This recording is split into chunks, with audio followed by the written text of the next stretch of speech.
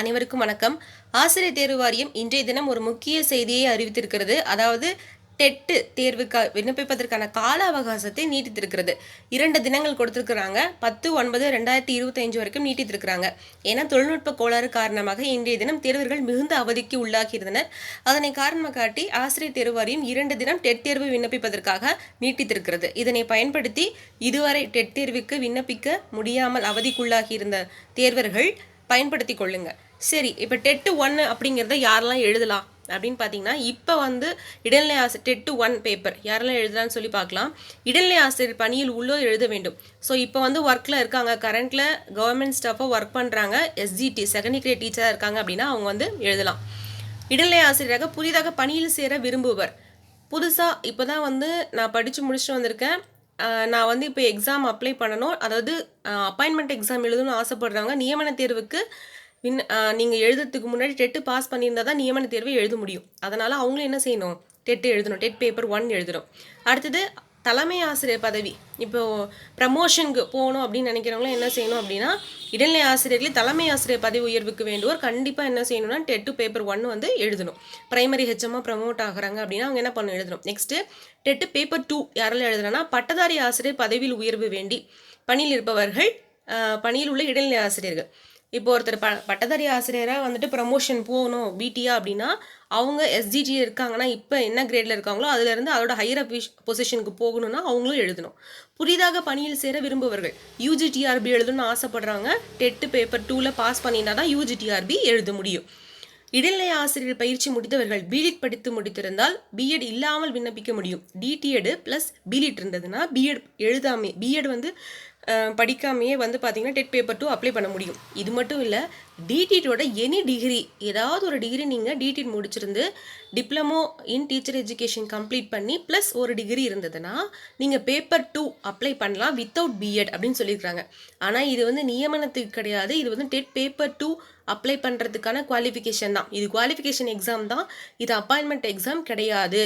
அப்போ அப்பாயின்மெண்ட் எக்ஸாமுக்கு போகிறப்ப வேறு விதிமுறைகளை கடைபிடிப்பாங்க, அதை நம்ம புரிஞ்சுக்கணும். ஏன்னா பிஎடுக்கு பார்த்தீங்கன்னா பேப்பர் 1 எழுதலாம் அப்படின்னு சொல்லியிருந்தாங்க. ஆனால் அவங்க என்ன பண்ண முடியல, எஸ்ஜிடிக்கான அப்பாயின்மெண்ட் எக்ஸாம் எழுத முடியாதுன்னு சொல்லியிருந்தாங்க.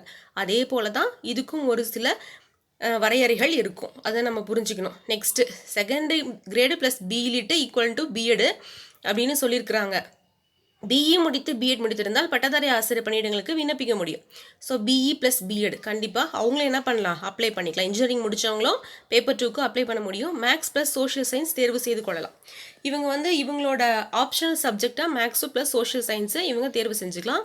இன்னொன்று பிஏ இங்கிலீஷு இல்லைனா பிஏ தமிழ் முடித்தவங்க மேக்ஸ் இல்லாத சப்ஜெக்ட் வேணும்னா 60 மார்க்கு சோஷியல் சயின்ஸை செலக்ட் பண்ணிக்கலாம் அவங்களும்.